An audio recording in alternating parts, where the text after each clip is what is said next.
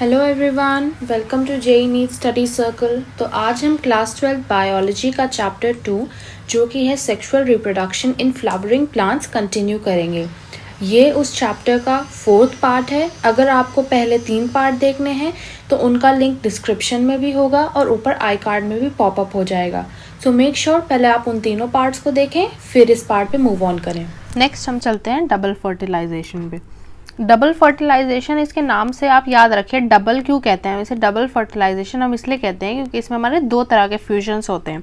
अब ये 2 फ्यूजन क्या होते हैं, चलिए देखते हैं क्या होते हैं। After entering one of the synergids, the pollen tube releases the 2 male gametes into the cytoplasm of the synergid. तो क्या बोला इन्होंने कि जब हमारा पोलन ट्यूब जो हमारी थी, सिनर्जिड्स जो होते हैं उनके ऊपर हमारे फिलीफॉर्म अपैरेटस होते हैं, वो हमारे गाइड करते हैं पोलन ट्यूब की एंट्री हमारे ओव्यूल के अंदर माइक्रोपाइल के थ्रू। तो जब वो पोलन ट्यूब आया और वो एंटर कर गया सिनर्जिड्स में, तो वो अपना जो मेल गैमेट्स होते हैं 2 मेल गैमेट्स लेके आता है, वो दोनों मेल गैमेट्स अपने सिनर्जिड्स में छोड़ देता है और वो सिनर्जिड्स के साइटोप्लाज्म में छोड़ देता है। फिर अब ये 2 मेल गैमेट क्या होते हैं, इनमें से एक तो होता है वो हमारा मूव करता है और वो एग सेल पे लग जाता है। सिनर्जिड्स हमारे एग अपैरेटस का पार्ट होते हैं ना, तो ये 2 सिनर्जिड्स हैं, इसमें मेल गैमेट था, ये मूव करके हमारा एग के सेल से वो हो जाता है फ्यूज़, और इस प्रोसेस को हम कहते हैं सिंगैमी कहते हैं। और ये एग से फॉर्म फ्यूज़ हुआ तो ये हमारा फॉर्म करता है जाइगोट। और ये 2 हैप्लॉइड सेल्स आपस में मिली, क्योंकि जो हमारा एग सेल होता है वो हैप्लॉइड होता है, जो मेल गैमेट आता है वो हैप्लॉइड होता है। ये दोनों आपस में मिले तो इन्होंने फॉर्म किया डिप्लॉइड जाइगोट। जाइगोट का हमारा यही था ना, ये दोनों हमारे मेल और फीमेल गैमेट्स थे। गैमेट्स हमेशा हैप्लॉइड होते हैं और जो जाइगोट फॉर्म होता है हमेशा डिप्लॉइड होता है। ये हमारा यूनिवर्सल रूल था, हमने पिछले चैप्टर में पढ़ा था। तो इसलिए ये फर्स्ट प्रोसेस हो गया हमारे डबल फर्टिलाइजेशन का, दैट इज सिंगैमी। अब उसने सिनर्जिड्स में 2 मेल गैमेट्स रिलीज हुए थे ना हमारे, तो एक तो एग अपैरेटस एक सेल से लग गया, अब दूसरा मूव करके जाता है और वो बीच में जो हमारा पोलर न्यूक्लियाई था सेंट्रल सेल में उसके साथ फ्यूज कर जाता है। अब आपको याद होगा, अभी हमने पढ़ा था कि जो पोलर न्यूक्लियाई होता है वो हमारा सिंगल सेल डबल न्यूक्लियस होता है, तो वो हमारा डिप्लॉयड होता है ऑलरेडी। तो जब वो डिप्लॉयड होता है तो हमारा ये आता है यहाँ से मेल गैमेट्स जो हैप्लॉयड है 2 डिप्लॉयड 2n+n हमारा जो फॉर्म 2n+n जब हमारा फ्यूज़ होता है तो फॉर्म करता है 3n। ये क्या हुई प्लॉइडी, ये हुई ट्रिप्लॉइड। और ये ट्रिप्लॉइड हमारा सेल फॉर्म हुई और इस सेल को हम क्या कहते हैं, प्राइमरी एंडोस्पर्म न्यूक्लियस। इस फ्यूजन को हम कहते हैं ट्रिपल फ्यूजन। ट्रिपल फ्यूजन क्यों कहते हैं, क्योंकि इसमें हमारे 3 हैप्लॉइड न्यूक्लियस आपस में फ्यूज़ हो रहे हैं, तो इसलिए हम इसको कहते हैं ट्रिपल फ्यूजन। तो इसमें हमारे 2 फ्यूजन हुए डबल फर्टिलाइजेशन में। पहला था सिंगैमी जिसमें हमारा एग सेल और मेल गैमेट का फ्यूजन हुआ और इससे हमारा फॉर्म हुआ जाइगोट। सेकेंड फ्यूजन था हमारा ट्रिपल फ्यूजन जिसमें हमारा पोलर न्यूक्लियाई था, 2 हैप्लॉइड न्यूक्लियस थे जिसमें पोलर सेल, और इसमें हमारा फ्यूज़ हुआ मेल गैमेट जो कि हैप्लॉइड था, इन्होंने फॉर्म किया triploid 3n primary endosperm nucleus जिसे हम कहते हैं पेन, ये फॉर्म किया और इसे हम कहते हैं ट्रिपल फ्यूजन क्योंकि इसमें हमारे 3 हैप्लॉइड न्यूक्लियस आपस में फ्यूज़ हुए। तो ये हमारे 2 प्रोसेस है इसके, सिंगैमी और ट्रिपल फ्यूजन। और ये जो प्रोसेस होता है ये डबल फर्टिलाइजेशन का, ये हमारे यूनिक होता है फ्लावरिंग प्लांट्स में, ये सिर्फ हमारा फ्लावरिंग प्लांट्स में होता है। अब हमारा डबल फर्टिलाइजेशन ये इसमें हुआ। फिर हमारा जो हमारे पोलर न्यूक्लियाई बीच में जो होता है उसके चारों तरफ होती है सेंट्रल सेल। अब ट्रिपल फ्यूजन के बाद जो सेंट्रल सेल होती है वो प्राइमरी एंडोस्पर्म सेल फॉर्म कर देती है। तो क्या था, हमारा सेंट्रल सेल ने फॉर्म किया प्राइमरी एंडोस्पर्म सेल और वो डेवलप करती है एंडोस्पर्म में। फिर जाइगोट हमारा डेवलप करता है एम्ब्रियो में, ये तो हमारा रूल है ही, जाइगोट हमेशा एम्ब्रियो में ही डेवलप करता है, एम्ब्रियोजेनेसिस। ये फिर यहाँ पे क्या हुआ, ये है fertilize embryo sac showing zygote primary endosperm nucleus. ये हमारा फर्टिलाइज होने के बाद हमारा एम्ब्रियो सैक है, सिनर्जिड्स डिजेनरेट हो जाएंगे, जाइगोट है हमारा, ये पहले एग सेल हुआ करता था, एग सेल में हमारा मेल गैमेट मिला, जाइगोट फॉर्म हो गया, डिप्लॉयड है। ये हमारा प्राइमरी एंडोस्पर्म न्यूक्लियस है, पोलर न्यूक्लियाई हुआ करता था, इसमें मेल गैमेट मिला, ये ट्रिप्लॉयड हो गया 3n और ये प्राइमरी एंडोस्पर्म न्यूक्लियस फॉर्म हो गया। चारों तरफ सेंट्रल सेल हुआ करती थी, ये प्राइमरी एंडोस्पर्म सेल फॉर्म हो गई PEC। और ये डिजेनरेटिंग एंटीपोडल्स है, जो हमारे पहले यहाँ पे 3 एंटीपोडल्स हुआ करते थे ये भी डिजेनरेट हो जाएंगे। और फिर ये आगे क्या फॉर्म करेगी, जाइगोट फॉर्म करेगी, ये जाइगोट फॉर्म हो गया। और ये जाइगोट के बाद फिर ये फॉर्म होगा ये स्ट्रक्चर, इसे हम कहते हैं प्रो एम्ब्रियो। एम्ब्रियो फॉर्म होने से पहले और जाइगोट फॉर्म होने के बाद बीच का ये है, इसे कहते हैं प्रोएम्ब्रियो। फिर इसके बाद फॉर्म होगा ग्लोब्यूलर एम्ब्रियो, ये इसका आप देख सकते हैं ग्लोब्यूलर पार्ट है, तो ये ग्लोब्यूलर एम्ब्रियो। फिर ये इसके बाद होगा हार्ट शेप एम्ब्रियो, ये हार्ट टाइप की शेप है इसकी, तो ये हार्ट शेप एम्ब्रियो है। ये बीच में जो होता है इसे कहते हैं सस्पेंसर, फिर ये भी सस्पेंसर। फिर ये इसके बाद ये मैच्योर हो गया। मैच्योर में ये क्या है, रेडिकल जिससे हमारी रूट निकलती है, प्ल्यूम्यूल जिससे हमारी शूट निकलती है, फिर ये 2 कॉटिलेडन्स। अब पढ़ते हैं पोस्ट फर्टिलाइजेशन स्ट्रक्चर और इवेंट्स। डबल फर्टिलाइजेशन के बाद जो हमारे इवेंट्स होते हैं जिसमें हमारा एंडियोस्पर्म और एम्ब्रियो का डेवलपमेंट होता है, मैच्योर होता है हमारा ओव्यूल सीड में और ओवरी फ्रूट में, इसे हम सबको कहते हैं पोस्ट फर्टिलाइजेशन इवेंट। क्या क्या बोले इन्होंने, एम्ब्रियो एंडोस्पर्म डेवलप होगा, एम्ब्रियो डेवलप होगा, ओव्यूल सीड बनेगा, ओवरी से फ्रूट बनेगा, इस पूरे को हम कहते हैं पोस्ट फर्टिलाइजेशन इवेंट। तो सबसे पहले पढ़ते हैं एंडोस्पर्म। एंडोस्पर्म डेवलपमेंट हमारा एम्ब्रियो डेवलपमेंट से पहले होता है। क्यों? क्योंकि जो एंडोस्पर्म होता है वो हमारे ग्रोइंग एम्ब्रियो को न्यूट्रिशन प्रोवाइड करता है, तो इसीलिए जो हमारा एम्ब्रियो है, एंडोस्पर्म है सॉरी, वो एम्ब्रियो से पहले डेवलप हो जाएगा। फिर इन्होंने बोला है the primary endosperm cell divides rapidly to form triploid endosperm tissue. The cells of the tissue are filled with reserve food material and are used for nutrition of developing embryo.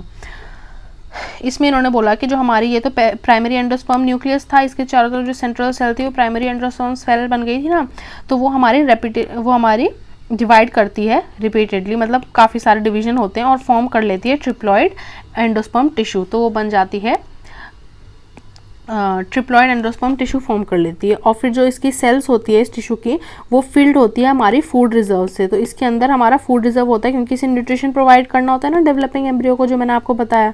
तो ये इसीलिए ये हमारा एंडोस्पर्म जो होता है वो हमारा एम्ब्रियो से पहले डेवलप करता है। जो हमारी most common type of endosperm development होती है उसमें जो हमारा पेन होता है, प्राइमरी एंडोस्पर्म न्यूक्लियस, वो अंडरगो करता है, मतलब वो परफॉर्म करता है सक्सेसिव न्यूक्लियर डिवीजन। मतलब इन सिर्फ न्यूक्लियस डिवाइड होते हैं, उसके बाद सेल फॉर्मेशन नहीं होती, सेल वॉल फॉर्मेशन, तो इससे वो फॉर्म करता है फ्री न्यूक्लियर एंडोस्पर्म। और फिर इसके बाद हमारी सब्सिक्वेंटली सेल वॉल फॉर्मेशन होती है और एंडोस्पर्म जो होता है थोड़ा सा वो सेल्यूलर बन जाता है।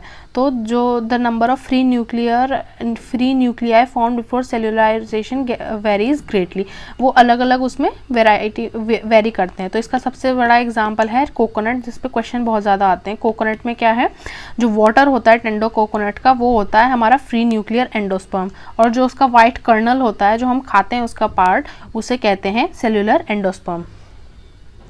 तो हमारे एंडोस्पर्म में 2 तरह के होते हैं। सबसे पहले फ्री न्यूक्लियर होता है जिसमें से वो सेल्यूलर होता है और वो काफ़ी सारे न्यूक्लियस आ जाते हैं उसमें, और फिर उसके बाद उसमें सेल वॉल फॉर्मेशन होता है जिससे वो सेल्यूलर फॉर्म कर लेता है, हार्ड वो होता है। और इसमें हमें पता लगता है जो फ्री सेल्यूलर होता है वो लिक्विड टाइप का होता है, जो वाइट कर्नल है उसका वो सेल्यूलर एंडोस्पर्म है तो वो हार्डन्ड होता है। जो हमारा एंडोस्पर्म होता है वो हमारा कम्प्लीटली कंज्यूम भी हो सकता है, डेवलपिंग एम्ब्रियो से कम्प्लीटली कंज्यूम भी कर सकता है, या फिर वो मैच्योर होने के बाद भी सीड के वो उसमें बचा रह जाता है। तो जब वो वो हमारा कम्प्लीटली कंज्यूम हो जाता है किन में, ये एग्जांपल दिया है इन्होंने, पी, ग्राउंडनट, बीन्स, ये इसके भी क्वेश्चन आ जाते हैं। और फिर सीड मैच्योरेशन से पहले कम्प्लीटली कंज्यूम हो गया, और फिर अगर वो सीड मैच्योर होने के बाद भी बचा रहता है तो फिर उसमें ये होता है हमारा कैस्टर में और कोकोनट में। कोकोनट में तो हम देखते ही ये इतना सारा, तो इसमें यही है, एंडोस्पर्म ही है, फ्री न्यूक्लियर भी और ये सेल्यूलर भी, और ये सीड जनरेशन के टाइम पे यूज़ होता है।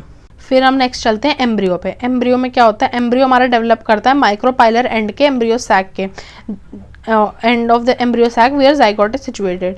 तो हमारा माइक्रोपाइलर एंड पे ये क्यों करता है, क्योंकि हमारा तो सबसे पहले जो मेगास्पोर फॉर्म हुआ था वो भी माइक्रोपाइलर एंड पे हुआ था, और फिर जब वो आगे डेवलप होगा तो वो भी माइक्रोपाइलर एंड पे जाइगोट फॉर्म हुआ था, वहीं पे हमारा एम्ब्रियो भी डेवलप होगा। तो ये माइक्रोपाइलर एंड पे ही होता है सब कुछ। मोस्ट जाइगोट हमारे डिवाइड करते हैं after certain amount of endospermic form. ये तो हमने पहले भी देखा था कि मैंने आपको बताया था ये कि जब हमारा जाइगोट आगे फर्दर डेवलप करने से पहले एंडोस्पर्म के डेवलप होने का वेट करता है, क्योंकि जो एंडोस्पर्म है वो न्यूट्रिशन प्रोवाइड करता है ग्रोइंग जाइगोट को। वही सेम चीज़ इन्होंने यहाँ पे बताई है, this is an adaptation to provide assured nutrition to grow developing embryo.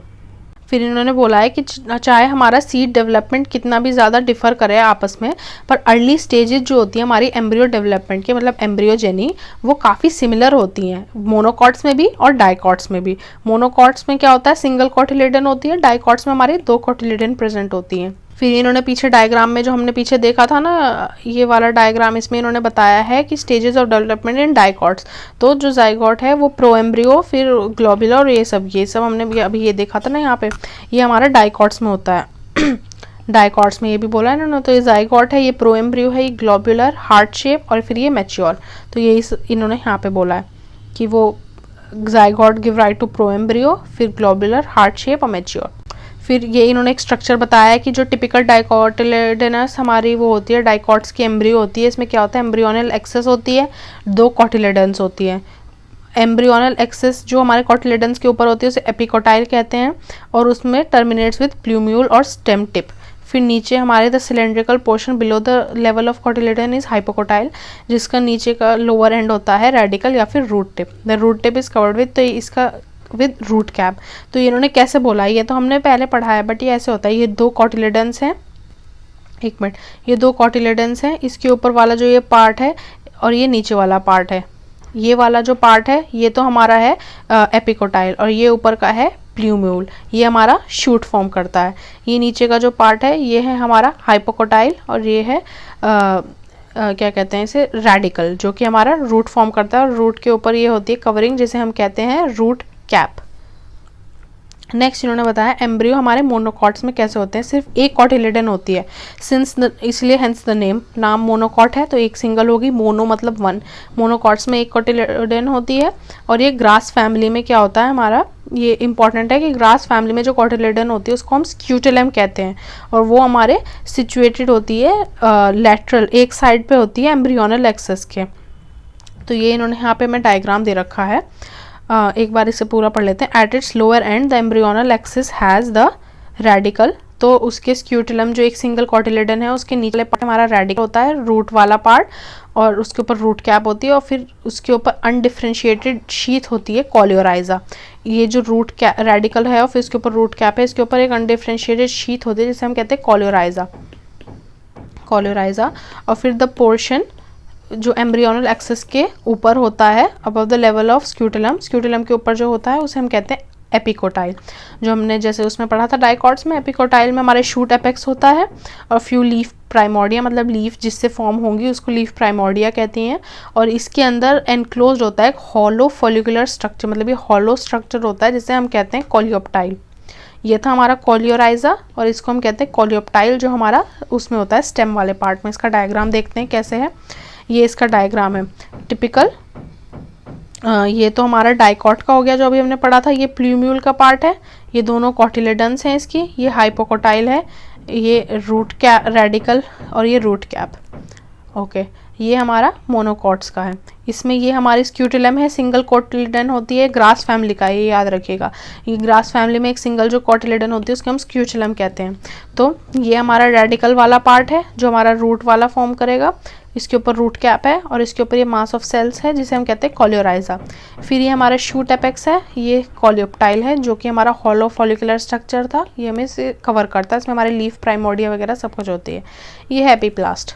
आगे चलते हैं, ये तो हो गया हमारा पूरा। अब नेक्स्ट हमारा आ जाता है सीड, क्योंकि हमारा ओव्यूल से सीड फॉर्म होते हैं, ओवरी से फ्रूट फॉर्म होता है, तो ओव्यूल से सीड फॉर्म हुए, पढ़ते हैं ये कैसे फॉर्म हुआ। एंजियोस्पर्म में हमारा सीड जो है वो फाइनल प्रोडक्ट होता है सेक्सुअल रिप्रोडक्शन का, इंपॉर्टेंट पार्ट है। इसमें हमारा पूछेंगे कि अगर फाइनल प्रोडक्ट क्या होता है एंजियोस्पर्म में सेक्सुअल रिप्रोडक्शन का, तो वो होता है सीड। हमारा जो फर्टिलाइज्ड ओव्यूल कह सकते हैं उसे डिस्क्राइब करते हैं एज फर्टिलाइज्ड ओव्यूल, तो हमारे जो सीड होते हैं उसे हम फर्टिलाइज्ड ओव्यूल की तरह भी डिस्क्राइब कर सकते हैं। फ्रूट हमारा सीड्स हमारे फ्रूट के अंदर फॉर्म होते हैं ऑफकोर्स, क्योंकि ओव्यूल जो होते हैं वो भी हमारे ओवरी के अंदर होते हैं, तो जो ओव्यूल जो हमारे सीड फॉर्म होंगे वो भी हमारे फ्रूट के अंदर होंगे, क्योंकि सीड जो हमारे ओव्यूल से बने, फ्रूट हमारा ओवरी से बना। टिपिकल जो सीड होता है हमारा कंसिस्ट करता है इन चीज़ों का, 3 चीज़ों का, सीड कोट, कॉटिलेडन और एम्ब्रियोनल एक्सिस। तो ये 3 चीज़ें हैं जिससे वो कंसिस्ट करता है। क्या है ये 3 चीज़ें? सीड कोट, कॉटिलेडन और एम्ब्रियोनल एक्सिस। कॉटिलेडन जो होती है एम्ब्रियो की सिंपल स्ट्रक्चर होते हैं, थिक होती है, स्वोलन होती है। क्यों होती है थिक और स्वोलन? क्योंकि इसमें फूड रिजर्व होता है। एग्जाम्पल लेग्यूम्स में इन्होंने बोला, as in legumes. Non albuminous और एक्स एल्ब्यूमिनस, क्या मीनिंग हुआ इसका? नॉन एल्ब्यूमिनस जो होते हैं इनका मतलब होता है कि इसमें रेजिडुअल एंडोस्पर्म बिल्कुल नहीं बचा है, कम्प्लीटली कंज्यूम हो गया है, वो हमारा एम्ब्रियो डेवलपमेंट में। एक इसमें होता है पी और ग्राउंडनट में होता है। तो क्या बोला इन्होंने कि नॉन एल्ब्यूमिनस में हमारा रेजिडुअल एंडोस्पर्म कम्प्लीटली कंज्यूम हो गया है, example P and groundnut. Next होता है एल्ब्यूमिनस या फिर एक्स एल्ब्यूमिनस। इसमें क्या होता है, इसमें सिंस हमारे नॉन एल्ब्यूमिनस में आपको याद रखना है नॉन से नो, तो नो एल्ब्यूमिन मतलब नो एंडोस्पर्म, और एल्ब्यूमिनस इसमें हमारा रिटेन कर रखता है ये थोड़ा सा एंडोस्पर्म, तो ये इसमें कम्प्लीटली कंज्यूम नहीं होता हमारा एम्ब्रियोनिक डेवलपमेंट के टाइम। और ये किस में होता है, एग्जाम्पल इसका दिया है वीट, मेज, बार्ली, कैस्टर। तो ये दो थे हमारे एल्ब्यूमिनस और नॉन एल्ब्यूमिनस। नॉन एल्ब्यूमिनस में एंडोस्पर्म कम्प्लीटली कंज्यूम हो गया, एल्ब्यूमिनस में कम्प्लीटली कंज्यूम नहीं हुआ। नॉन एल्ब्यूमिनस मतलब कंज्यूम जिसमें कम्प्लीटली हो जाता है वो होता है हमारा पी और ग्राउंडनट, और एल्ब्यूमिनस होता है हमारा वीट, मेज, बार्ली, कैस्टर, मतलब इसमें हमारा थोड़ा सा आप देखते हैं बचा रहता है।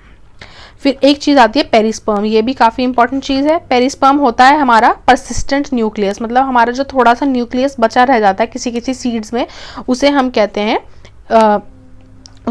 हैं पेरिस्पर्म, रेजिडुअल परसिस्टेंट न्यूक्लियस। ये किस किस प्लांट में देखा जाता है, हमें किस किस सीड में देखा जाता है, ब्लैक पेपर और बीट में देखा जाता है। तो इनमें हमारा थोड़ा सा न्यूक्लियस जो होता है वो बच जाता है, रेजिडुअल परसिस्टेंट मतलब ये परसिस्ट करता है, ये ख़त्म नहीं होता है, इसे हम कहते हैं पेरिस्पर्म। फिर एक चीज़ आती है कि integuments of ovules harden as tough protective seed coats. जो हमारे इंटेगुमेंट्स थे ना ओव्यूल्स के, इंटेगुमेंट्स हमारे ओव्यूल में हुआ करते थे, एक या दो होते थे और वो माइक्रोपाइल वाले एरिया में नहीं होते थे। तो ये हमारे प्रोटेक्टिव जो कवरिंग थी ये हमारी ओव्यूल्स में थी, ये और हार्डन हो जाती है और tough protective covering seed coat में कन्वर्ट हो जाती है। तो हमारे सीड के ये पार्ट थे ना, seed coat, cotyledon, embryonic, cotyledon तो हमने ये पढ़ लिया, और सीड कोट हमारा ये होता है। इंटेगुमेंट्स जो होती है, इंटेगुमेंट्स हमारे हार्ड और वो हो जाते हैं और सीड कोट बन जाता है उससे। माइक्रोपाइल जो होता है वो हमारा रिमेन रहता है, स्मॉल पोर जो उसमें था हमारा, जहाँ पे इंटेगुमेंट्स नहीं होते तो अब वहाँ पे सीड कोट भी नहीं होंगे क्योंकि ये सेम ही ये इसमें ही बनता है। तो जो हमारा माइक्रोपाइल होता है वो रिमेन रहता है हमारा स्मॉल होल सीड कोट में, और ये हमारा फैसिलिटेट करता है, मतलब ये अलाउ करता है हमारा ऑक्सीजन और वाटर सीड जर्मिनेशन के टाइम आर पार जा सके। जितना हमारा सीड मैच्योर होता जाता है उसका वाटर कंटेंट कम होता जाता है और हमारा सीड ड्राई हो जाता है। 10 to 15% मॉइस्चर बाय मास, जो जनरल मेटाबॉलिक एक्टिविटी होती है हमारी एम्ब्रियो की वो कम हो जाती है। तो जब हमारी उसकी मेटाबॉलिक एक्टिविटी कम हो जाती है तो उस स्टेट को हम कहते हैं डोरमेंसी, जहाँ पे हमारे वो कम्प्लीटली इनएक्टिव हो जाता है एम्ब्रियो। और इन फेवरेबल कंडीशन, जैसे उसे फेवरेबल कंडीशन मिलती हैं, और वो फेवरेबल कंडीशंस क्या होती है, एडिक्वेट मॉइस्चर मिलता है, उसे मॉइस्चर पूरा मिलता है, ऑक्सीजन पूरा मिलता है या सूटेबल टेम्परेचर मिलता है तो जर्मिनेट हो जाता है। जब उसके पास अनफेवरेबल कंडीशन होती है तो वो डोरमेंट हो जाता है, जिसमें उसकी मेटाबॉलिक एक्टिविटी कम होती है और वो इनएक्टिव होता है, और जैसे फेवरेबल कंडीशन मिलती है वो जर्मिनेट हो जाता है। और फिर नेक्स्ट हम चलते हैं आगे, क्या बताया इन्होंने। ओव्यूल्स जो होते हैं हमारे वो मैच्योर होते हैं सीड्स में, ये तो हम बहुत बार देख चुके हैं। ओवरी जो होती है वो फ्रूट में होती है, इस चीज़ को तो आपको 100% याद रखना है क्योंकि ये सबसे इंपॉर्टेंट चीज़ है। Ovules to seeds, ovary to fruit. The transformation of ovules into seed and ovary into fruit proceeds simultaneously. तो ये दोनों प्रोसेस साथ में चल रहे होते हैं। ऐसा नहीं होता कि पहले ओव्यूल से सीड बन गए या ओवरी से फ्रूट बन गए, ये दोनों प्रोसेस साथ में चलते हैं ये दोनों प्रोसेस साथ में चलते हैं। The wall of ovary develops into the wall of fruit called pericarp. तो जो हमारी ओवरी की वॉल होती है, जैसे ये ओवरी है, इसकी जो वॉल होती है वो हमारी कन्वर्ट हो जाती है फ्रूट की वॉल में, क्योंकि वो फ्रूट में बन रहा है ना, तो वो बन जाती है और उस कवरिंग को कहते हैं हम पेरिकार्प। द फ्रूट में भी fleshy as in guava mango, मतलब वो फ्लैशी हो सकता है या फिर ड्राई हो सकता है, जैसे कि ग्राउंडनट और मस्टर्ड में।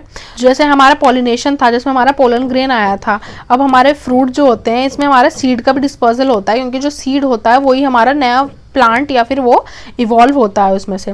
तो सीड डिस्पर्सल के भी हमारे काफ़ी वो होते हैं स्टेप्स। तो recall the classification of fruit and their dispersal, जो हमने छोटी क्लासेस में पढ़े हैं। कुछ ये होता है कि किसी बर्ड ने उसे खाया और फिर बर्ड ने उसे खा के कहीं पे उसे एक्सक्रीट कर दिया, तो उसका सीड जो है वो उसमें गिरा, क्या कहते हैं, सॉइल में, और वो ग्रो हो गया। तो इस तरह के काफ़ी प्रोसेसेस होते हैं सीड डिस्पर्सल के हमारे। अब नेक्स्ट इन्होंने चीज़ बताई है हमारे कि मोस्ट प्लांट्स में हमारा जो फ्रूट डेवलप होता है वो ओवरी से होता है, ऑफ कोर्स पता है हमें। और हमारे जो बाकी फ्लोरल पार्ट्स होते हैं, जैसे कि ये हमारे ओवरी अंदर होती है ना इसके, तो इसके बाकी फ्लोरल पार्ट्स थे, जैसे कि फ्लावर्स वो थे, क्या कहते हैं, फ्लावर का मेन पार्ट जो होते हैं, उसके पेटल्स, उसके सेपल्स, ये सब उसका वो हो जाता है, डिजेनरेट हो जाता है और गिर जाता है। पर किसी किसी स्पीशीज़ में, जैसे कि एप्पल, ये एग्जांपल याद रखिएगा, एप्पल, स्ट्रॉबेरी, कैश्यू, इनमें क्या होता है, जो हमारा थैलेमस होता है, जैसे हमारे ओवरी थी ना, ये हमारे थैलेमस के ऊपर प्रेजेंट होती है, रिसेप्टल होता है, ये जो होती है थैलेमस, ये हमारा कंट्रीब्यूट करता है फ्रूट फॉर्मेशन में। और ऐसे जो फ्रूट्स फॉर्म होते हैं इसे हम कहते हैं फॉल्स फ्रूट, क्योंकि ये हमारे ओवरी से फॉर्म नहीं हो रहे हैं, तो इसको हम कहेंगे फॉल्स फ्रूट, नकली फ्रूट, ये हमारे थैलेमस से प्रोड्यूस हुए हैं।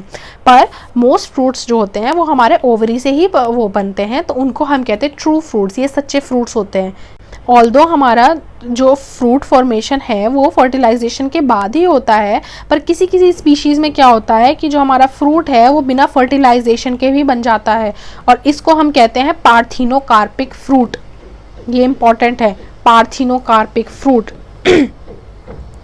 ऐसे जो फ्रूट्स होते हैं ये सीडलेस होते हैं, इनमें सीड्स नहीं होते, क्योंकि हमारा फ्रूट फॉर्मेशन बिना फर्टिलाइजेशन के हुआ है, और बिना फर्टिलाइजेशन के सीड्स नहीं बनेंगे। तो इसका एग्जांपल, एक मेजर एग्जांपल है बनाना।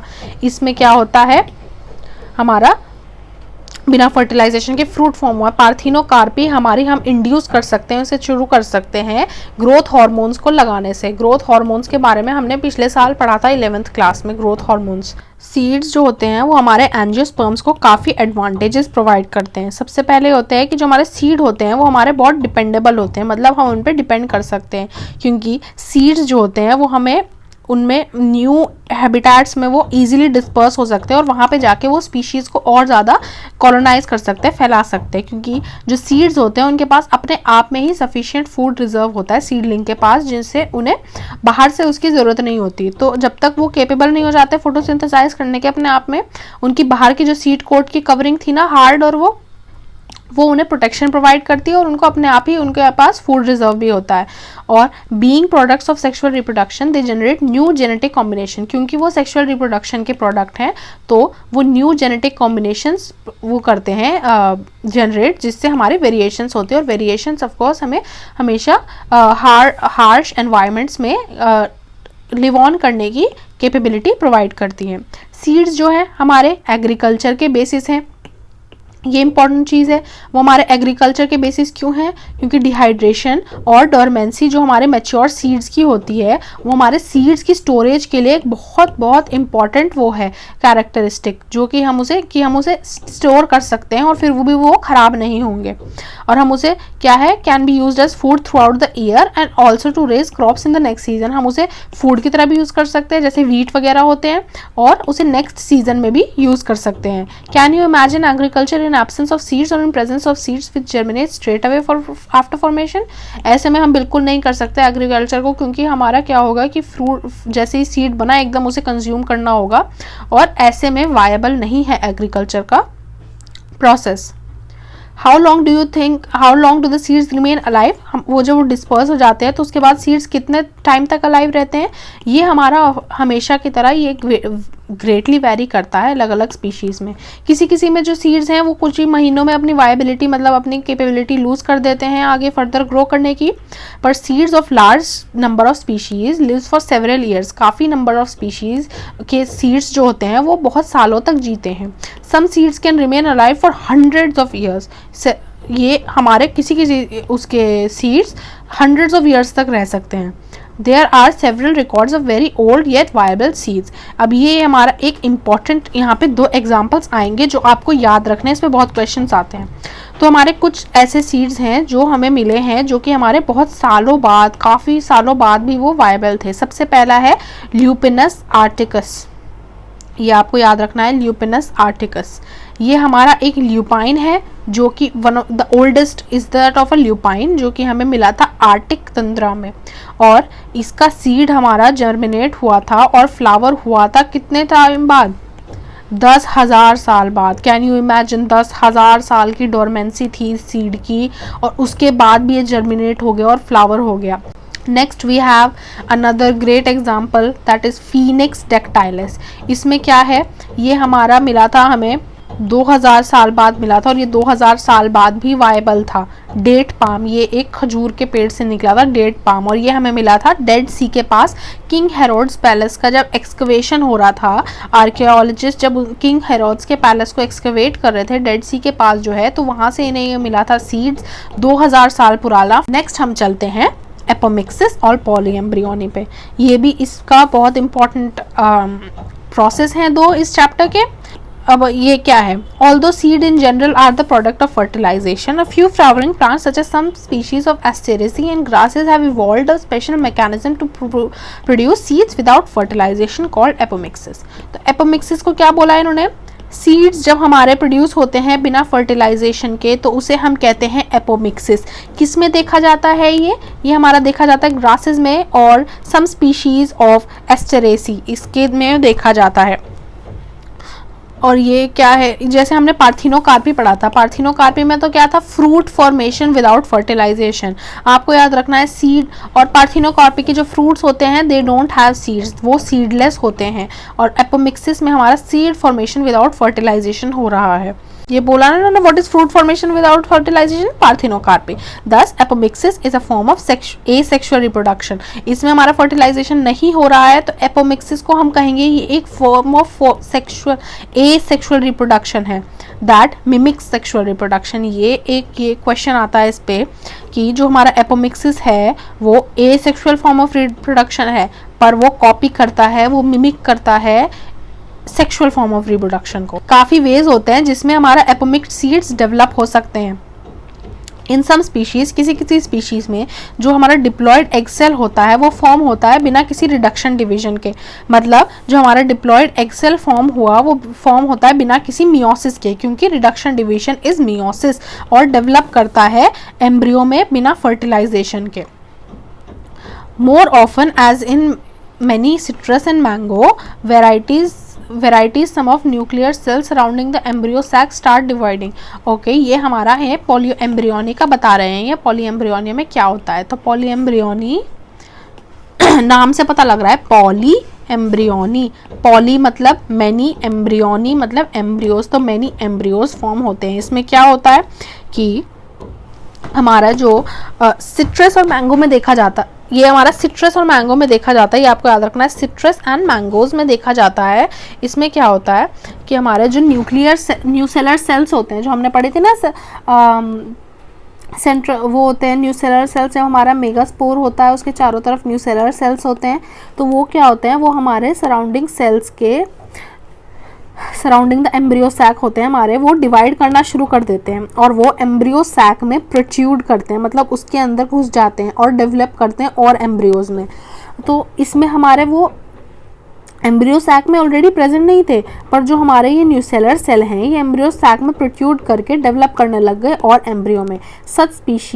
इन such species each ovule contains many embryos, मतलब मैनी एम्ब्रियोज मतलब poly embryony, poly many embryos. और occurrence of more than one embryo in a seed is called polyembryony. ये तो मैंने आपको बता ही दिया। किस में होता है, याद रखिए, सिट्रस में होता है एंड मैंगो में होता है। लास्ट में इन्होंने बताया है हमें हाइब्रिड वैरायटीज़ के बारे में। हाइब्रिड वैरायटीज़ होती है हमारी काफ़ी प्लांट्स की हम और वेजिटेबल क्रॉप्स की, जो कि हमारे एक्सटेंसिवली कल्टीवेट होने लगे हैं आजकल। एक्सटेंसिवली कल्टीवेट मतलब बहुत ज़्यादा कल्टीवेट होने लगे आजकल, काफ़ी ज़्यादा हाई वैल्यू में। तो कल्टीवेशन जो होती है हमारी हाइब्रिड्स की वो हमारी काफ़ी बढ़ गई है और उसने हमारी काफ़ी प्रोडक्टिविटी भी बढ़ा दी है। पर सबसे बड़ी प्रॉब्लम हाइब्रिड्स के साथ ये है कि जो हाइब्रिड्स हैं वो हर साल प्रोड्यूस करने पड़ते हैं। क्यों करने पड़ते हैं? क्योंकि जो सीड्स हमारे हाइब्रिड के होते हैं वो वो हमारे मेंटेन नहीं करते अपने हाइब्रिड कैरेक्टर और सेग्रीगेट हो जाते हैं अलग अलग। जैसे अलग अलग उसके बने थे ना, ये अलग अलग प्लांट के मिला के बन के इन्होंने हाइब्रिड बनाया था। तो क्या होता है हाइब्रिड ना, वो जब हम उसे जैसे जैसे हम उसे और ज़्यादा सो करते हैं और वो ग्रो होता है तो वो वापस अपने उन्हीं कैरेक्टर्स में जाना शुरू हो जाता है, सेग्रीगेट करना शुरू कर देता है। Plants in the progeny will segregate and do not maintain hybrid characters.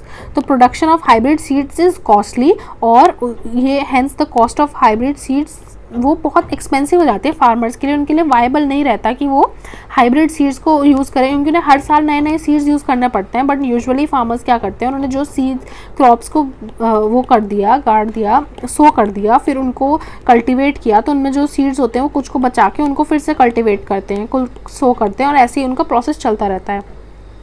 पर अगर इन हाइब्रिड्स को यूज़ करेंगे तो उन्हें हर साल खरीदने पड़ेंगे।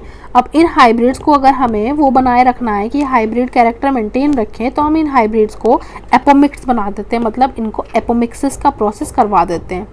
इसकी वजह से उसमें कोई सेग्रीगेशन नहीं होता उनके हाइब्रिड कैरेक्टर में। तो इस तरह जो फार्मर हैं वो अपने हाइब्रिड सीड्स को यूज़ करते रह सकते हैं न्यू ईयर आफ्टर ईयर, और उन्हें नए सीड्स खरीदने की ज़रूरत नहीं पड़ेगी। तो इसीलिए एपोमिक्सिस जो है वो हमारा हाइब्रिड सीड इंडस्ट्री में बहुत इंपॉर्टेंट प्रोसेस है। ये क्या था apomixis? Seed formation without fertilization it is, और ये हमारा एसेक्सुअल रिप्रोडक्शन का प्रोसेस गिना जाता है, एसेक्सुअल रिप्रोडक्शन में गिना जाता है, बट ये कॉपी करता है, मिमिक करता है हमारे सेक्सुअल रिप्रोडक्शन के प्रोसेस को। और सिंस ये हमारा एपोमिक्सिस का प्रोसेस हाइब्रिड सीड इंडस्ट्री में इतना इंपॉर्टेंट है, तो इनका काफ़ी ज़्यादा स्टडी हो रही है लेबोरेटरीज में और वर्ल्ड में इसके एपोमिक्टिक जीन्स की, कि कैसे हम इसको ट्रांसफ़र कर पाएँ हाइब्रिड वैरायटीज़ में। ये हमारा चैप्टर था sexual reproduction in flowering plants का। ये काफ़ी इंटरेस्टिंग चैप्टर है और इसके क्वेश्चंस भी बहुत आते हैं। आपको 2-3 बार इस चैप्टर को अच्छे से पढ़िए, इसके क्वेश्चन करिए, तो ये आपका इजीली हो जाएगा। इसमें ज़्यादा कुछ डिफ़िकल्ट चीज़ें नहीं है, बट कुछ फैक्ट्स हैं इसमें जो आपको याद रखने होते हैं। एंड इसमें से कुछ क्वेश्चंस ऐसे आते हैं जो काफ़ी बार ऐसे आ जाते हैं जो डायरेक्ट आपके फैक्ट बेस होते हैं, जैसे पॉलीएम्ब्रियोनी का आ गया, एपोमिक्सिस का आ गया, या फिर आप पार्थिनोकार्पी का आ गया। एक चीज़ आपको याद रखनी है, अगर आपसे कोई माइक्रो या मेगा स्पोरेंजियम इनके बीच में पूछे तो आपको इस चीज़ का बहुत ध्यान रखना है कि आप माइक्रो और मेगा ध्यान से पढ़ें और उसका आंसर करें। ये इसमें मेन पॉइंट होता है जिसमें गलती होती है, बाकी इसमें ऐसा कुछ नहीं है जिसमें आपकी गलती हो। So that's it. अगर आपको ये चैप्टर पसंद आया हो, इसकी ये वीडियो पसंद आई हो, तो इसे लाइक करिए, चैनल को सब्सक्राइब करिए, ताकि आप इस तरह की और वीडियोस आगे देख पाएँ, और इसे अपने फ्रेंड्स के साथ शेयर करिए ताकि वो इसका फ़ायदा वो भी उठा सके। Thanks for watching.